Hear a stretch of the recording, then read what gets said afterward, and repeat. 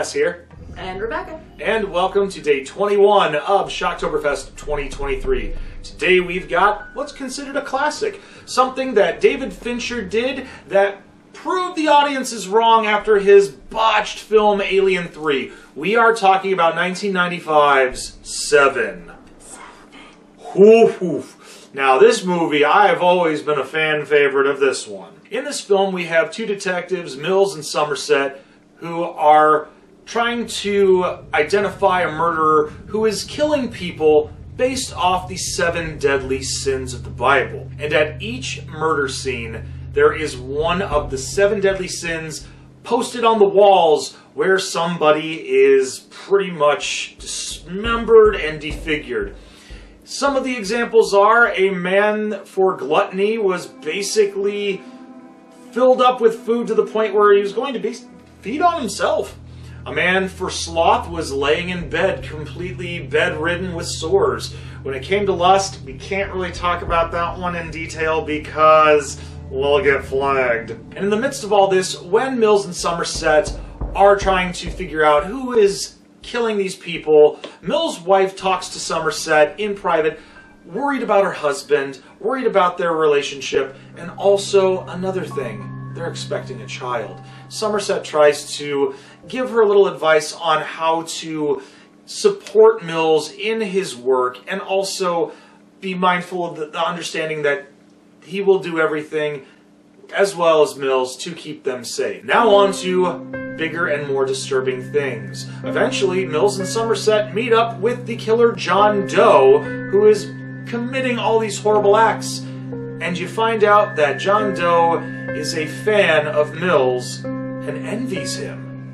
So much so that he commits a sin. And, in turn, kills Mills' wife in order to put the 7th and final sin onto Mills of wrath.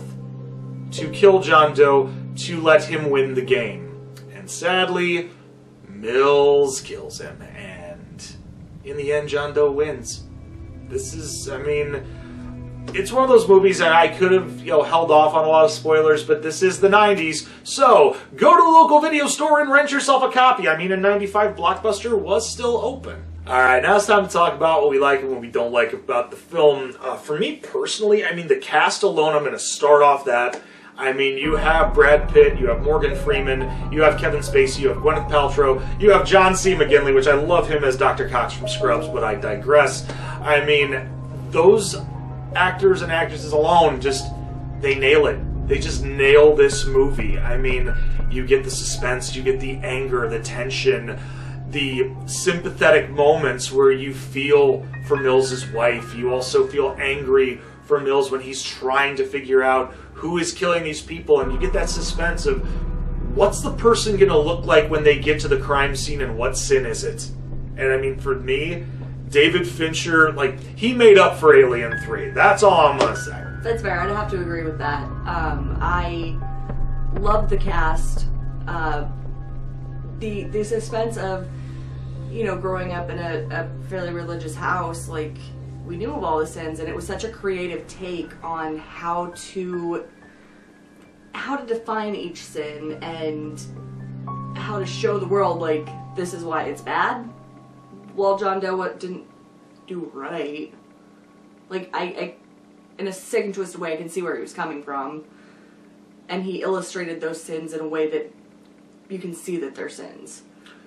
Agreed. And another thing that was interesting in when it came to the 7 deadly sins, they didn't make it as biblical as what some might do in other films. In this one, they relied more upon a lot of writing, such as things that they talk about in the film were Dante's Inferno, and then they also talk about, and there's a brief moment about the Canterbury Tales. So they used other methods of writing as opposed to anything on a full-on religious standpoint. So that way it gives a little bit more insight on the human psyche or the sense of insanity for some. No, absolutely agree with that. I absolutely agree with it. I will say, one of the things that I did not like was the predictability of the old wise detective and the rookie who has to know everything and just thinks that the old guy is just old. That's been done before. However, Morgan Freeman and Brad Pitt played those up perfectly. Right. When it comes to the predictability, I wouldn't say it was predictable, but it was one of those, I think I might have already saw it coming, but I didn't want to be right. And unfortunately that I was right, I was mad. Yeah, so I can't, it's the death of Mills' wife at the end, where the whole moment of, what's in the box, and it's just like, we already know what's in the box. I was really hoping it wasn't. Yeah, right? I mean, it's just like, at that point, it's like, in that, I mean, we already kind of had an idea, but it's just, that buildup of anticipation built up too much, where it was just kind of like, we get it already, just open the damn box so we can end this movie. That's fair. No, nothing against you, Fincher. It's just, in that moment, it was just like, we need to know how this is going to end. Okay, now it's time to grade this film. I'm still on the fence about it, so I'm going to throw the little lady under the bus throughout the grade first. I think I'm going to go with an A-. A-. It's fabulous cast. Like I said, I was a little meh with the predictability of the old cop, young rookie cop. That's a me thing. Okay. If it hadn't been for that, like, I honestly probably would have given it a higher grade, but yeah. No, I I get that. I'll probably give this one, I'm going to give this one a solid A, just because this is just one of those stories where it was just like, I can watch it still to this day, even though I already know what's going to happen. There are some times where I'll pick things out that I didn't see the first time, or the second time, or the third time. I mean, it's not even just what somebody says. A lot of it is in the background, especially in John Doe's lair, where you see all these books. And sometimes if you pause something at a certain moment, you can actually read a little bit more of the writing and go, wait a minute, I didn't catch that last time.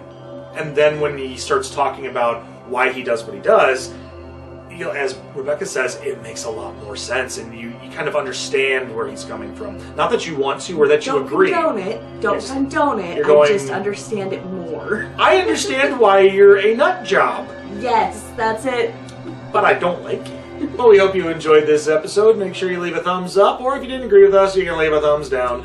Other than that, make sure you share on social media, but most importantly, push that little red button and ring that bell for instant notifications. Until then, I'm Wildman West. I'm Rebecca. And we'll see you tomorrow for day 22 of Shocktoberfest 2023. Take care, and as always, stay scared.